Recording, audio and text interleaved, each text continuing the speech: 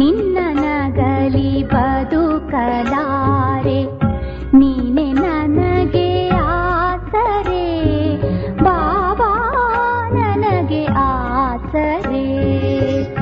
ನಿನ್ನನೆಂದು ಮರೆಯಲಾರೆ, ನಿನ್ನ ನಗಲಿ ಬದುಕಲಾರೆ, ನೀನೆ ನನಗೆ ಆಸರೆ ಬಾಬಾ, ನನಗೆ ಆಸರೆ. ನಿನ್ನನೆಂದು ಮರೆಯಲಾರೆ.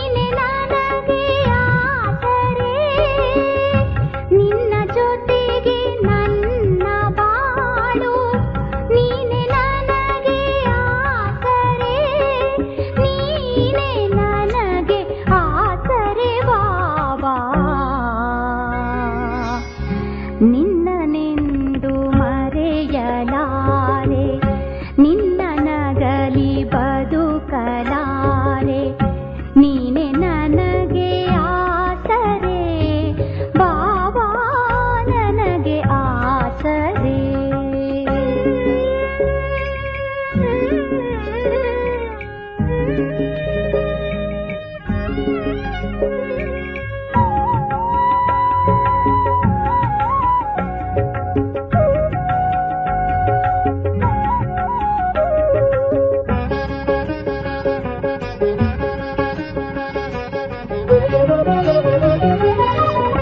ನಾನು ಬಿಂದು ನೀನು ಬಿಂದು, ನನ್ನ ನಿನ್ನ ರೂಪ ಒಂದು.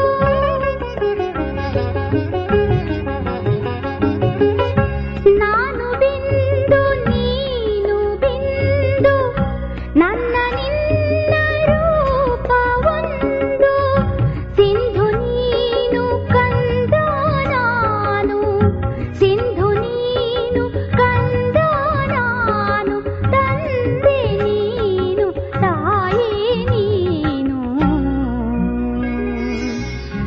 ನಿನ್ನನೆಂದು ಮರೆಯಲಾರೆ, ನಿನ್ನ ನಗಲಿ ಬದುಕಲಾರೆ, ನೀನೆ ನನಗೆ ಆಸರೆ ಬಾಬಾ, ನನಗೆ ಆಸರೆ.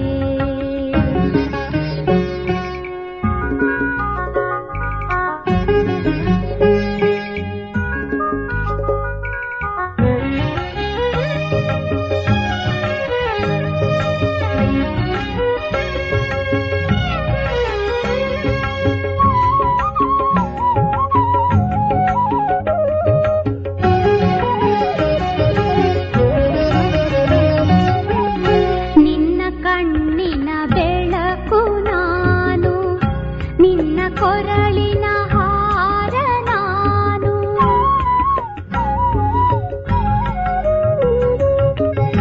ನಿನ್ನ ಕಣ್ಣಿನ ಬೆಳಕು ನಾನು, ನಿನ್ನ ಕೊರಳಿನ ಹಾರ ನಾನು. ನಿನ್ನ ಮಡಿಲಿನ ಹೂವು ನಾನು, ಆತ್ಮ ನಾನು, ಜ್ಯೋತಿ ನಾನು. ನಿನ್ನ ಮಡಿಲಿನ ಹೂವು ನಾನು, ಆತ್ಮ ನಾನು, ಜ್ಯೋತಿ ನಾನು. ನೀನೆ ನನಗೆ ಆಸರೆ ಬಾಬಾ, ನಿನ್ನನೆಂದು ಮರೆಯಲಾರೆ, ನಿನ್ನ ನಗಲಿ ಬದುಕಲಾರೆ, ನೀನೆ ನನಗೆ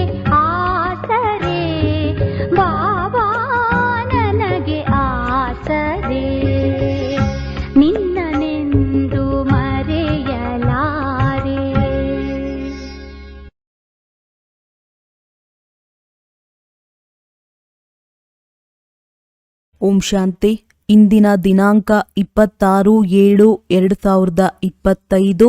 ಪ್ರಾರ್ಥ ಮುರುಳಿ ಬಾಪ್ತಾದ ಮಧುಬನ. ಮಧುರ ಮಕ್ಕಳೇ, ಈ ಸಂಗಮ ಯುಗವು ವಿಕರ್ಮಗಳನ್ನು ವಿನಾಶ ಮಾಡಿಕೊಳ್ಳುವ ಯುಗವಾಗಿದೆ. ಈ ಯುಗದಲ್ಲಿ ನೀವು ಯಾವುದೇ ವಿಕರ್ಮಗಳನ್ನು ಮಾಡಬಾರದು. ಅವಶ್ಯವಾಗಿ ಪಾವನರಾಗಬೇಕಾಗಿದೆ. ಪ್ರಶ್ನೆ: ಅತೀಂದ್ರಿಯ ಸುಖದ ಅನುಭವವು ಯಾವ ಮಕ್ಕಳಿಗೆ ಆಗುತ್ತದೆ? ಉತ್ತರ: ಯಾರು ಅವಿನಾಶಿ ಜ್ಞಾನ ರತ್ನಗಳಿಂದ ಸಂಪನ್ನವಾಗಿರುತ್ತಾರೆಯೋ ಅವರಿಗೆ ಅತೀಂದ್ರಿಯ ಸುಖದ ಅನುಭವವಾಗುತ್ತದೆ. ಯಾರು ಎಷ್ಟು ಜ್ಞಾನವನ್ನು ಜೀವನದಲ್ಲಿ ಧಾರಣೆ ಮಾಡಿಕೊಳ್ಳುವರೋ ಅಷ್ಟು ಸಾಹುಕಾರರಾಗುತ್ತಾರೆ. ಒಂದು ವೇಳೆ ಜ್ಞಾನ ರತ್ನಗಳ ಧಾರಣೆಯಾಗದಿದ್ದರೆ ಅವರು ಬಡವರಾಗಿದ್ದಾರೆ. ತಂದೆಯು ನಿಮಗೆ ಭೂತ, ಭವಿಷ್ಯ, ವರ್ತಮಾನದ ಜ್ಞಾನವನ್ನು ಕೊಟ್ಟು ತ್ರಿಕಾಲದರ್ಶಿಯನ್ನಾಗಿ ಮಾಡುತ್ತಿದ್ದಾರೆ. ಗೀತೆ. ಓಂ ನಮಃ ಶಿವಾಯ. ಓಂ ಶಾಂತಿ. ಯಾವುದು ಕಳೆದಿದೆಯೋ ಭೂತಕಾಲ ಅದು ವರ್ತಮಾನದಲ್ಲಿ ನಡೆಯುತ್ತದೆ. ಅದು ನಂತರ ಭೂತಕಾಲವಾಗಿ ಬಿಡುವುದು. ಇವರು ಭೂತಕಾಲದ ಗಾಯನ ಮಾಡುತ್ತಾರೆ. ನೀವೀಗ ಪುರುಷೋತ್ತಮ ಸಂಗಮ ಯುಗದಲ್ಲಿದ್ದೀರಿ. ಪುರುಷೋತ್ತಮ ಶಬ್ದವನ್ನು ಅವಶ್ಯವಾಗಿ ಹಾಕಬೇಕು. ನೀವು ವರ್ತಮಾನವನ್ನು ನೋಡುತ್ತಿದ್ದೀರಿ. ಭೂತಕಾಲದ ಯಾವ ಗಾಯನವಿದೆಯೋ ಅದು ಈಗ ಪ್ರತ್ಯಕ್ಷದಲ್ಲಿ ನಡೆಯುತ್ತಿದೆ. ಇದರಲ್ಲಿ ಯಾವುದೇ ಸಂಶಯವು ಬರಬಾರದು. ಮಕ್ಕಳಿಗೆ ತಿಳಿದಿದೆ, ಇದು ಸಂಗಮ ಯುಗವೂ ಆಗಿದೆ, ಕಲಿಯುಗದ ಅಂತ್ಯವೂ ಆಗಿದೆ. ಅವಶ್ಯವಾಗಿ ಸಂಗಮ ಯುಗವು 5000 ವರ್ಷಗಳ ಹಿಂದೆ ಕಳೆದು ಹೋಗಿದೆ. ಅದು ಈಗ ವರ್ತಮಾನದಲ್ಲಿದೆ. ಈಗ ತಂದೆಯು ಬಂದಿದ್ದಾರೆ. ಯಾವುದು ಭೂತಕಾಲದಲ್ಲಿ ನಡೆದಿದೆಯೋ ಅದೇ ಈಗ ಭವಿಷ್ಯದಲ್ಲಿಯೂ ಆಗುವುದು. ತಂದೆಯು ರಾಜಯೋಗವನ್ನು ಕಲಿಸುತ್ತಿದ್ದಾರೆ. ನಂತರ ಸತ್ಯಯುಗದಲ್ಲಿ ರಾಜ್ಯವನ್ನು ಪಡೆಯುತ್ತೀರಿ. ಈಗ ಸಂಗಮ ಯುಗವಾಗಿದೆ. ಈ ಮಾತನ್ನು ನೀವು ಮಕ್ಕಳ ವಿನಃ ಮತ್ಯಾರೂ ತಿಳಿದಿಲ್ಲ. ನೀವು ಪ್ರತ್ಯಕ್ಷದಲ್ಲಿ ರಾಜಯೋಗವನ್ನು ಕಲಿಯುತ್ತಿದ್ದೀರಿ. ಇದು ಅತಿ ಸಹಜವಾಗಿದೆ.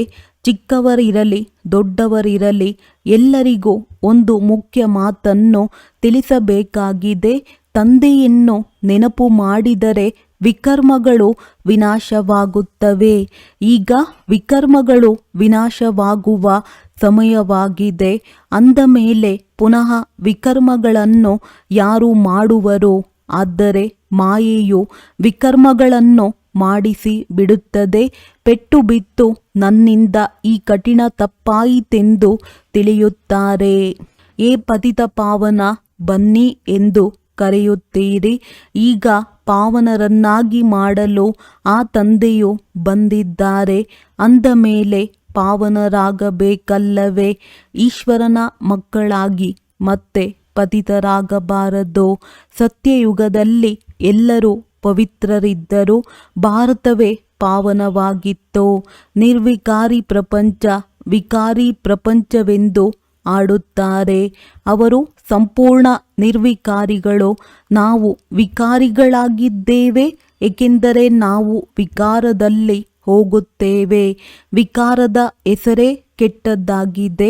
ಬಂದು ಪಾವನ ಮಾಡಿ ಎಂದು ಪತಿತರೆ ಕರೆಯುತ್ತಾರೆ. ಕ್ರೋಧಿಗಳು ಕರೆಯುವುದಿಲ್ಲ. ತಂದೆಯೂ ಸಹ ಪುನಃ ಡ್ರಾಮಾ ಅನುಸಾರ ಬರುತ್ತಾರೆ. ಇದರಲ್ಲಿ ಸ್ವಲ್ಪವೂ ಅಂತರವಾಗುವುದಿಲ್ಲ. ಯಾವುದು ಕಳೆದು ಹೋಗಿದೆಯೋ ಅದು ವರ್ತಮಾನದಲ್ಲಿ ನಡೆಯುತ್ತಿದೆ. ಭೂತ, ಭವಿಷ್ಯ, ವರ್ತಮಾನವನ್ನು ತಿಳಿದುಕೊಳ್ಳುವುದಕ್ಕೆ ತ್ರಿಕಾಲದರ್ಶಿ ಎಂದು ಹೇಳಲಾಗುತ್ತದೆ. ಇದನ್ನು ನೆನಪಿಟ್ಟುಕೊಳ್ಳಬೇಕಾಗಿದೆ. ಇವು ಬಹಳ ಪರಿಶ್ರಮದ ಮಾತುಗಳಾಗಿವೆ. ಪದೇ ಪದೇ ಮರೆತು ಹೋಗುತ್ತೀರಿ. ಇಲ್ಲವಾದರೆ ನೀವು ಮಕ್ಕಳಿಗೆ ಎಷ್ಟೊಂದು ಅತೀಂದ್ರಿಯ ಸುಖವಿರಬೇಕು. ಇಲ್ಲಿ ನೀವು ಅವಿನಾಶಿ ಜ್ಞಾನಧನದಿಂದ ಬಹಳ ಸಾಹುಕಾರರಾಗುತ್ತಿದ್ದೀರಿ. ಯಾರದ್ದು ಎಷ್ಟು ಧಾರಣೆಯಾಗಿದೆಯೋ ಅವರು ಬಹಳ ಸಾಹುಕಾರರಾಗುತ್ತಿದ್ದಾರೆ. ಆದರೆ ಹೊಸ ಪ್ರಪಂಚಕ್ಕಾಗಿ. ನಿಮಗೆ ತಿಳಿದಿದೆ, ನಾವು ಏನೆಲ್ಲವನ್ನು ಮಾಡುತ್ತೇವೆಯೋ ಅದು ಭವಿಷ್ಯದ ಹೊಸ ಪ್ರಪಂಚಕ್ಕಾಗಿ ಆಗಿದೆ. ತಂದೆಯು ಹೊಸ ಪ್ರಪಂಚದ ಸ್ಥಾಪನೆ, ಹಳೆಯ ಪ್ರಪಂಚದ ವಿನಾಶ ಮಾಡುವುದಕ್ಕಾಗಿಯೇ ಬರುತ್ತಾರೆ. ಕಲ್ಪದ ಹಿಂದಿನಂತೆ ಚಾಚೂ ತಪ್ಪದೆ ನಡೆಯುವುದು. ನೀವು ಮಕ್ಕಳು ಸಹ ನೋಡುತ್ತೀರಿ, ಪ್ರಾಕೃತಿಕ ವಿಕೋಪಗಳು ಆಗಲಿದೆ. ಭೂಕಂಪಗಳಾಯಿತೆಂದರೆ ಸಮಾಪ್ತಿ. ಭಾರತದಲ್ಲಿ ಎಷ್ಟೊಂದು ಭೂಕಂಪಗಳಾಗುವುದು. ಇವೆಲ್ಲವೂ ಆಗಲೇಬೇಕಾಗಿದೆ. ಕಲ್ಪದ ಹಿಂದೆಯೂ ಆಗಿತ್ತು. ಆದ್ದರಿಂದಲೇ ಚಿನ್ನದ ದ್ವಾರಿಕಾ ಕೆಳಗೆ ಹೊರಟು ಹೋಯಿತೆಂದು ಹೇಳುತ್ತಾರೆ ಎಂದು ನಾವು ಹೇಳುತ್ತೇವೆ. ಮಕ್ಕಳೇ, ಈ ಜ್ಞಾನವನ್ನು ಬುದ್ಧಿಯಲ್ಲಿ ಚೆನ್ನಾಗಿ ಕುಳ್ಳರಿಸಬೇಕು. ನಾವು 5000 ವರ್ಷಗಳ ಹಿಂದೆಯೂ ಈ ಜ್ಞಾನವನ್ನು ತೆಗೆದುಕೊಂಡಿದ್ದೆವು. ಇದರಲ್ಲಿ ಸ್ವಲ್ಪವೂ ವ್ಯತ್ಯಾಸವಿಲ್ಲ. ಬಾಬಾ 5000 ವರ್ಷಗಳ ಮೊದಲೂ ಸಹ ನಾವು ಈ ಜ್ಞಾನವನ್ನು ಪಡೆದುಕೊಂಡಿದ್ದೆವು. ನಾವು ಅನೇಕ ಬಾರಿ ತಮ್ಮಿಂದ ಆಸ್ತಿಯನ್ನು ತೆಗೆದುಕೊಂಡಿದ್ದೇವೆ. ಅದನ್ನು ಲೆಕ್ಕವಿಡಲು ಸಾಧ್ಯವಿಲ್ಲ. ನೀವು ಎಷ್ಟು ಬಾರಿ ವಿಶ್ವದ ಮಾಲೀಕರಾಗುತ್ತೀರಿ ಮತ್ತು ಬಿಕಾರಿಗಳಾಗುತ್ತೀರಿ. ಈ ಸಮಯದಲ್ಲಿಯೇ ಭಾರತವು ಸಂಪೂರ್ಣ ಬಿಕಾರಿಯಾಗಿದೆ. ಡ್ರಾಮಾದ ಪ್ಲಾನ್ ಅನುಸಾರ ಎಂದು ನೀವು ಬರೆಯುತ್ತೀರಿ. ಅವರು ಡ್ರಾಮಾ ಶಬ್ದವನ್ನು ಹೇಳುವುದಿಲ್ಲ. ಅವರ ಯೋಜನೆಯೇ ಬೇರೆಯಾಗಿದೆ. ನೀವು ಹೇಳುತ್ತೀರಿ, ಡ್ರಾಮಾದ ಪ್ಲಾನ್ ಅನುಸಾರ ನಾವು ಪುನಃ 5000 ವರ್ಷಗಳ ಹಿಂದಿನಂತೆ ಸ್ಥಾಪನೆ ಮಾಡುತ್ತಿದ್ದೇವೆ. ಕಲ್ಪದ ಹಿಂದೆ ಯಾವ ಕರ್ತವ್ಯವನ್ನು ಮಾಡಿದ್ದೇವೆಯೋ ಅದನ್ನು ಈಗಲೂ ಶ್ರೀಮತದನುಸಾರ ಮಾಡುತ್ತೇವೆ. ಶ್ರೀಮತದ ಮೂಲಕವೇ ಶಕ್ತಿಯನ್ನು ಪಡೆಯುತ್ತೇವೆ. ಶಿವಶಕ್ತಿಯ ಹೆಸರು ಇದೆಯಲ್ಲವೇ? ಅಂದಾಗ ನೀವು ಶಿವಶಕ್ತಿಯರು ದೇವಿಯರಾಗಿದ್ದೀರಿ. ಅವರದ್ದು ಮಂದಿರದಲ್ಲಿಯೂ ಪೂಜೆಯೂ ನಡೆಯುತ್ತದೆ. ನೀವು ದೇವಿಯರಾಗಿದ್ದೀರಿ. ನಂತರ ನೀವು ವಿಶ್ವದ ರಾಜ್ಯವನ್ನು ಪಡೆಯುತ್ತೀರಿ. ಜಗದಂಬೆಯನ್ನು ನೋಡಿ, ಎಷ್ಟೊಂದು ಪೂಜೆ ನಡೆಯುತ್ತದೆ. ಅನೇಕ ಹೆಸರುಗಳನ್ನಿಟ್ಟಿದ್ದಾರೆ. ವಾಸ್ತವದಲ್ಲಿ ಅವರು ಒಬ್ಬರೇ ಆಗಿದ್ದಾರೆ. ಹೇಗೆ ತಂದೆಯೂ ಸಹ ಒಬ್ಬರೇ ಆಗಿದ್ದಾರೆ, ಹಾಗೆಯೇ ನೀವೂ ಸಹ ವಿಶ್ವವನ್ನು ಸ್ವರ್ಗವನ್ನಾಗಿ ಮಾಡುತ್ತೀರಿ. ಆದ್ದರಿಂದ ನಿಮ್ಮ ಪೂಜೆಯು ನಡೆಯುತ್ತದೆ. ಅನೇಕ ದೇವಿಯರಿದ್ದಾರೆ. ಲಕ್ಷ್ಮಿಗೆ ಎಷ್ಟೊಂದು ಪೂಜೆ ಮಾಡುತ್ತಾರೆ. ದೀಪಾವಳಿ ಎಂದು ಲಕ್ಷ್ಮಿಗೆ ಪೂಜೆ ಮಾಡುತ್ತಾರೆ. ಅವರು ಮುಖ್ಯವಾದರು. ಮಹಾರಾಜ ಮಹಾರಾಣಿ ಇಬ್ಬರನ್ನು ಸೇರಿಸಿ ಮಹಾಲಕ್ಷ್ಮಿ ಎಂದು ಹೇಳುತ್ತಾರೆ. ಅದರಲ್ಲಿ ಇಬ್ಬರು ಬಂದು ಬಿಡುತ್ತಾರೆ. ನಾನು ಸಹ ಮಹಾಲಕ್ಷ್ಮಿಯ ಪೂಜೆಯನ್ನು ಮಾಡುತ್ತಿದ್ದೆನು. ಹಣವು ಬಹಳ ವೃದ್ಧಿಯಾಯಿತೆಂದರೆ ಮಹಾಲಕ್ಷ್ಮಿಯ ಕೃಪೆಯೆಂದು ತಿಳಿದು ಪ್ರತಿ ವರ್ಷ ಪೂಜೆ ಮಾಡುತ್ತಾರೆ. ಅವರಿಂದ ಹಣವನ್ನು ಕೇಳುತ್ತಾರೆ. ಆದರೆ ದೇವಿಯಿಂದ ಏನು ಕೇಳುವುದು? ನೀವು ಸಂಗಮಯುಗಿ ದೇವಿಯರು ಸ್ವರ್ಗದ ವರದಾನವನ್ನು ನೀಡುವವರಾಗಿದ್ದೀರಿ. ದೇವಿಯರಿಂದ ಎಲ್ಲ ಸ್ವರ್ಗದ ಕಾಮನೆಗಳು ಈಡೇರುತ್ತವೆ ಎಂದು ಮನುಷ್ಯರಿಗೆ ತಿಳಿದಿಲ್ಲ. ನೀವು ದೇವಿಯರಲ್ಲವೇ? ಮನುಷ್ಯರಿಗೆ ಜ್ಞಾನದಾನವನ್ನು ಮಾಡುತ್ತೀರಿ. ಅದರಿಂದ ಎಲ್ಲ ಕಾಮನೆಗಳು ಪೂರೈಸುತ್ತವೆ. ಕಾಯಿಲೆ ಇತ್ಯಾದಿ ಆದಾಗ ತಾಯಿ ಇದನ್ನು ಸರಿಪಡಿಸು, ರಕ್ಷಣೆ ಮಾಡು ಎಂದು ದೇವಿಯರಿಗೆ ಹೇಳುತ್ತಾರೆ. ಅನೇಕ ಪ್ರಕಾರದ ದೇವಿಯರಿದ್ದಾರೆ. ನೀವು ಸಂಗಮಯುಗದ ಶಿವಶಕ್ತಿ ದೇವಿಯರಾಗಿದ್ದೀರಿ. ನೀವೇ ಸ್ವರ್ಗದ ವರದಾನವನ್ನು ನೀಡುತ್ತೀರಿ. ತಂದೆಯು ಕೊಡುತ್ತಾರೆ, ಮಕ್ಕಳು ಕೊಡುತ್ತೀರಿ. ಮಹಾಲಕ್ಷ್ಮಿಯನ್ನು ತೋರಿಸುತ್ತಾರೆ. ನಾರಾಯಣನನ್ನು ಗುಪ್ತ ಮಾಡಿಬಿಡುತ್ತಾರೆ. ತಂದೆಯು ನೀವು ಮಕ್ಕಳ ಪ್ರಭಾವವನ್ನು ಎಷ್ಟೊಂದು ಹೆಚ್ಚಿಸುತ್ತಾರೆ. ದೇವಿಯರು 21 ಜನ್ಮಗಳಿಗಾಗಿ ಸುಖದ ಎಲ್ಲ ಕಾಮನೆಗಳನ್ನು ಪೂರೈಸುತ್ತೀರಿ. ಲಕ್ಷ್ಮಿಯಿಂದ ಹಣ ಕೇಳುತ್ತಾರೆ. ಹಣಕ್ಕಾಗಿಯೇ ಮನುಷ್ಯರು ಒಳ್ಳೆಯ ಉದ್ಯೋಗ ವ್ಯವಹಾರವನ್ನು ಮಾಡುತ್ತಾರೆ. ನಿಮ್ಮನ್ನು ತಂದೆಯು ಬಂದು ಇಡೀ ವಿಶ್ವದ ಮಾಲೀಕರನ್ನಾಗಿ ಮಾಡುತ್ತಾರೆ. ಅಪಾರ ಧನವನ್ನು ಕೊಡುತ್ತಾರೆ. ಶ್ರೀ ಲಕ್ಷ್ಮೀ ನಾರಾಯಣರು ವಿಶ್ವದ ಮಾಲೀಕರಾಗಿದ್ದರು. ಈಗ ಕಂಗಾಲರಾಗಿದ್ದಾರೆ. ರಾಜ್ಯಭಾರ ಮಾಡಿದ ನಂತರ ನಿಧಾನವಾಗಿ ಇಳಿಯುವ ಕಲೆಯಾಗುತ್ತದೆ. ಪುನರ್ಜನ್ಮವನ್ನು ತೆಗೆದುಕೊಳ್ಳುತ್ತಾ ಕಲೆಗಳು ಕಡಿಮೆಯಾಗುತ್ತಾ ಈಗ ನೋಡಿ ಯಾವ ಸ್ಥಿತಿಯಾಗಿ ಬಿಟ್ಟಿದೆ. ಇದು ಹೊಸ ಮಾತಲ್ಲ. ಪ್ರತಿ 5,000 ವರ್ಷಗಳ ನಂತರ ಚಕ್ರವು ಸುತ್ತುತ್ತಿರುತ್ತದೆ. ಈಗ ಭಾರತವು ಎಷ್ಟು ಕಂಗಾಲಾಗಿದೆ. ರಾವಣ ರಾಜ್ಯವಾಗಿದೆ. ಭಾರತವು ಎಷ್ಟು ಶ್ರೇಷ್ಠವಾಗಿತ್ತು, ಈಗ ಕನಿಷ್ಠ ಸ್ಥಿತಿಯಲ್ಲಿದೆ. ಕನಿಷ್ಠವಾಗದಂತೆ ನಂಬರ್ 1ನಲ್ಲಿ ಹೇಗೆ ಬರುವುದು ಲೆಕ್ಕವಿದೆಯಲ್ಲವೇ? ನಿಧಾನವಾಗಿ ಒಂದು ವೇಳೆ ವಿಚಾರ ಸಾಗರ ಮಂಥನ ಮಾಡಿದ್ದೇ ಆದರೆ ತಾನಾಗಿಯೇ ಬುದ್ಧಿಯಲ್ಲಿ ಬಂದು ಬಿಡುತ್ತವೆ. ಎಷ್ಟು ಮಧುರ ಮಾತುಗಳಾಗಿವೆ. ಈಗಂತೂ ನೀವು ನೋಡಿ, ನೀವು ಇಡೀ ಸೃಷ್ಟಿ ಚಕ್ರವನ್ನು ಅರಿತುಕೊಂಡಿದ್ದೀರಿ. ವಿದ್ಯೆಯನ್ನು ಕೇವಲ ಶಾಲೆಯಲ್ಲಿಯೇ ಓದುವುದಿಲ್ಲ. ಶಿಕ್ಷಕರು ಮನೆಯಲ್ಲಿ ಓದುವುದಕ್ಕಾಗಿ ಪಾಠವನ್ನು ಕೊಡುತ್ತಾರೆ. ಅದಕ್ಕೆ ಹೋಮ್ವರ್ಕ್ ಎಂದು ಹೇಳುತ್ತಾರೆ. ತಂದೆಯೂ ಸಹ ನಿಮಗೆ ಮನೆಗಾಗಿ ವಿದ್ಯೆಯನ್ನು ಕೊಡುತ್ತಾರೆ. ಹೋಮ್ವರ್ಕ್ ದಿನದಲ್ಲಿ ಬಲೆ ಉದ್ಯೋಗ ವ್ಯವಹಾರಗಳನ್ನು ಮಾಡಿ ಶರೀರ ನಿರ್ವಹಣೆ ಎನ್ನಂತೂ ಮಾಡಲೇಬೇಕಾಗಿದೆ. ಅಮೃತ ವೇಳೆಯಲ್ಲಿ ಎಲ್ಲರಿಗೂ ಸಮಯವಿರುತ್ತದೆ. ಬೆಳಗ್ಗೆ 2-3 ಗಂಟೆಗೂ ಸಮಯ ಚೆನ್ನಾಗಿರುತ್ತದೆ. ಆ ಸಮಯದಲ್ಲಿ ಎದ್ದು ತಂದೆಯನ್ನು ಪ್ರೀತಿಯಿಂದ ನೆನಪು ಮಾಡಿ. ಉಳಿದಂತೆ ಈ ವಿಕಾರಗಳೇ ನಿಮ್ಮನ್ನು ಆದಿ ಮಧ್ಯ ಅಂತ್ಯ ದುಃಖಿಯನ್ನಾಗಿ ಮಾಡಿದೆ. ರಾವಣನನ್ನು ಸುಡುತ್ತಾರೆ, ಆದರೆ ಇದರ ಅರ್ಥವನ್ನು ತಿಳಿದುಕೊಂಡಿಲ್ಲ. ಹಾಗೆಯೇ ರಾವಣನನ್ನು ಸುಡುವ ಪದ್ಧತಿಯು ಪರಂಪರೆಯಿಂದ ನಡೆದು ಬಂದಿದೆ. ಡ್ರಾಮಾ ಅನುಸಾರ ಇದು ನಿಗದಿಯಾಗಿದೆ.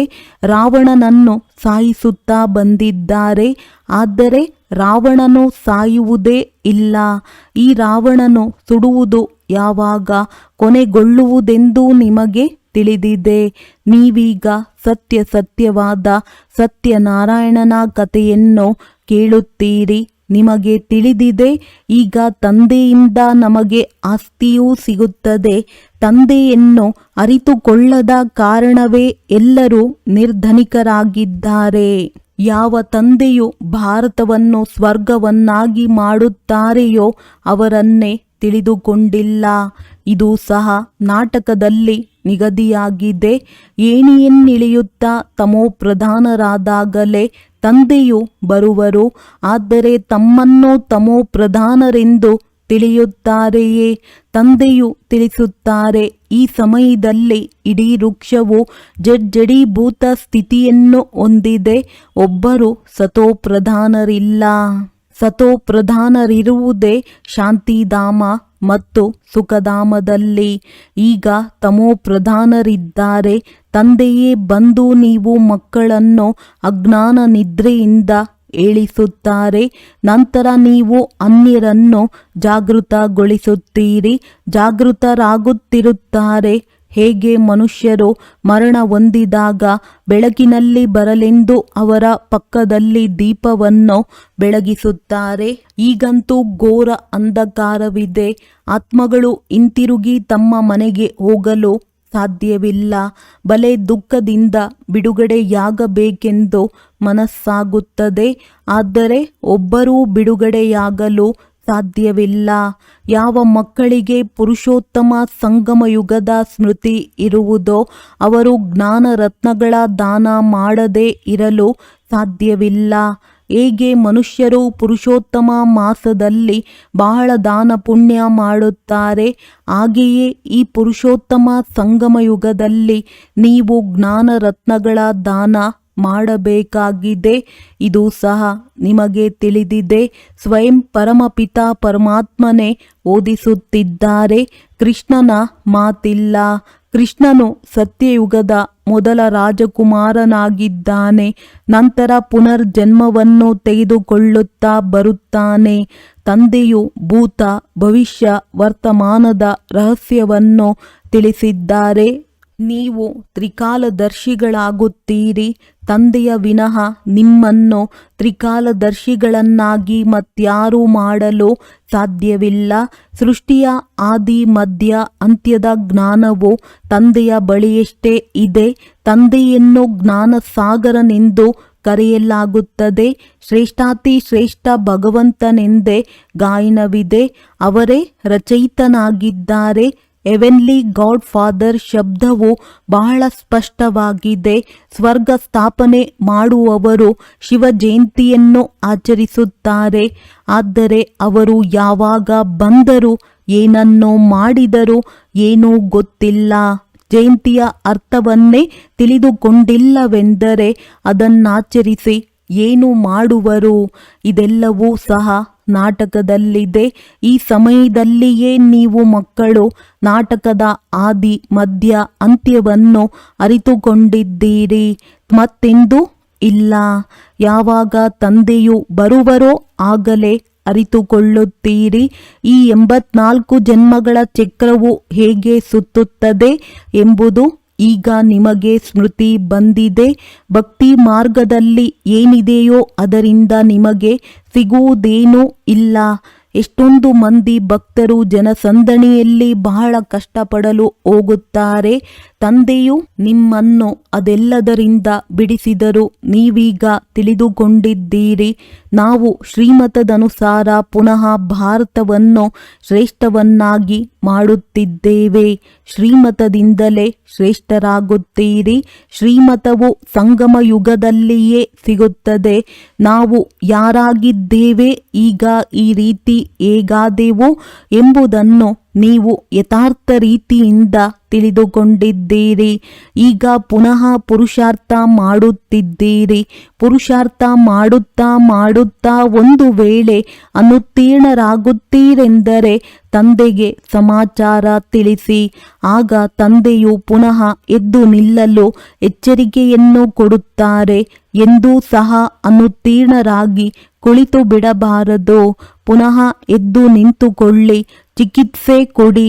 ಸರ್ಜನ್ ಕುಳಿತಿದ್ದಾರಲ್ಲವೇ?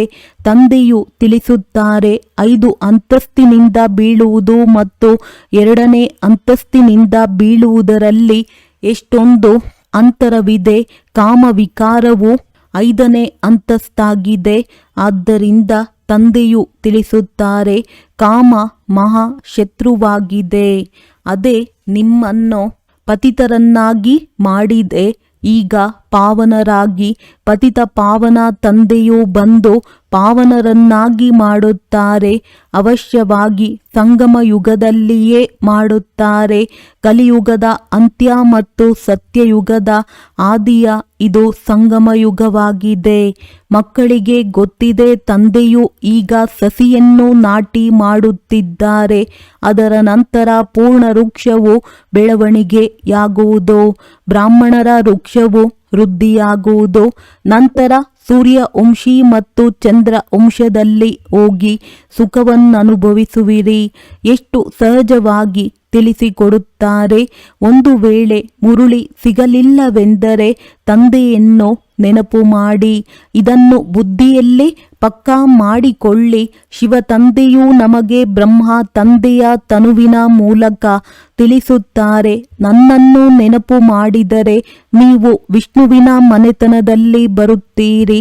ಎಲ್ಲವೂ ಪುರುಷಾರ್ಥದ ಮೇಲೆ ಆಧಾರಿತವಾಗಿದೆ. ಕಲ್ಪಕಲ್ಪವು ಯಾವ ಪುರುಷಾರ್ಥವನ್ನು ಮಾಡಿದ್ದೀರೋ ಚಾಚು ತಪ್ಪದೆ ಅದೇ ನಡೆಯುವುದು. ಅರ್ಧ ಕಲ್ಪ ದೇಹಾಭಿಮಾನಿಯಾಗಿದ್ದೀರಿ. ಈಗ ದೇಹಿ ಅಭಿಮಾನಿಯಾಗುವ ಸಂಪೂರ್ಣ ಪುರುಷಾರ್ಥ ಮಾಡಿ. ಇದರಲ್ಲಿ ಪರಿಶ್ರಮವಿದೆ. ವಿದ್ಯೆಯು ಸಹಜವಾಗಿದೆ, ಆದರೆ ಮುಖ್ಯವಾದುದು ಪಾವನರಾಗುವ ಮಾತಾಗಿದೆ. ತಂದೆಯನ್ನು ಮರೆಯುವುದು ಅತಿ ದೊಡ್ಡ ತಪ್ಪಾಗಿದೆ. ದೇಹಾಭಿಮಾನದಲ್ಲಿ ಬರುವುದರಿಂದಲೇ ಮರೆತು ಹೋಗುತ್ತೀರಿ. ಶರೀರ ನಿರ್ವಹಣಾರ್ಥವಾಗಿ ಉದ್ಯೋಗ ವ್ಯವಹಾರಗಳನ್ನು ಬಲೆ 8 ಗಂಟೆಗಳ ಸಮಯ ಮಾಡಿ ಉಳಿದ 8 ಗಂಟೆ ನೆನಪಿನಲ್ಲಿರುವ ಪುರುಷಾರ್ಥ ಮಾಡಬೇಕಾಗಿದೆ. ಆ ಸ್ಥಿತಿಯು ಅಷ್ಟು ಬೇಗನೆ ಬರುವುದಿಲ್ಲ. ಅಂತಿಮದಲ್ಲಿ ಯಾವಾಗ ಈ ಸ್ಥಿತಿಯನ್ನು ಹೊಂದುವಿರೋ ಆಗ ವಿನಾಶವಾಗುವುದು.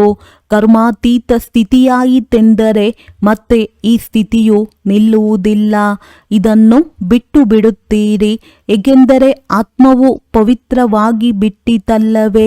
ಯಾವಾಗ ನಂಬರ್ ವಾರ್ ಕರ್ಮಾತೀತ ಸ್ಥಿತಿಯಾಗುವುದೋ ಆಗ ಯುದ್ಧವು ಪ್ರಾರಂಭವಾಗುವುದು. ಅಲ್ಲಿಯವರೆಗೆ ರಿಹರ್ಸಲ್ಸ್ ಆಗುತ್ತಾ ಇರುವುದು ಒಳ್ಳೆಯದು. ಮಧುರಾತಿ ಮಧುರ ಅಗಲಿ ಮರಳಿ ಸಿಕ್ಕಿರುವ ಮಕ್ಕಳ ಪ್ರತಿ ಮಾತ್ಪಿತಾ ಬಾಪ್ ತಾದಾರವರ ನೆನಪು, ಪ್ರೀತಿ ಹಾಗೂ ಸುಪ್ರಭಾತ. ಆತ್ಮೀಯ ಮಕ್ಕಳಿಗೆ ಆತ್ಮೀಯ ತಂದೆಯ ನಮಸ್ತೆ. ಧಾರಣೆಗಾಗಿ ಮುಖ್ಯ ಸಾರ. ಈ ಪುರುಷೋತ್ತಮ ಮಾಸದಲ್ಲಿ ಅವಿನಾಶಿ ಜ್ಞಾನ ರತ್ನಗಳ ದಾನ ಮಾಡಬೇಕಾಗಿದೆ. ಅಮೃತ ವೇಳೆ ಎದ್ದು ವಿಚಾರ ಸಾಗರ ಮಂಥನ ಮಾಡಬೇಕಾಗಿದೆ. ಶ್ರೀಮತದನುಸಾರ ಶರೀರ ನಿರ್ವಹಣೆ ಮಾಡುತ್ತಲೂ ತಂದೆಯು ಯಾವ ಹೋಮ್ವರ್ಕ್ ಕೊಟ್ಟಿದ್ದಾರೆಯೋ ಅದನ್ನು ಅವಶ್ಯವಾಗಿ ಮಾಡಬೇಕಾಗಿದೆ.